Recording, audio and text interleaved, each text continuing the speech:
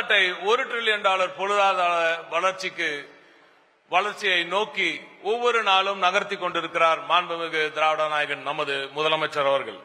இந்த 5 ஆண்டுகளில் மட்டும் கிட்டத்தட்ட ஒரு 4.5 ஆண்டுகளில் மட்டும் 2.5 மடங்கு வளர்ச்சி, 1190 MOUக்கள், 12,54,000 கோடி முதலீடு தமிழ்நாட்டிற்குள் வந்திருக்கிறது.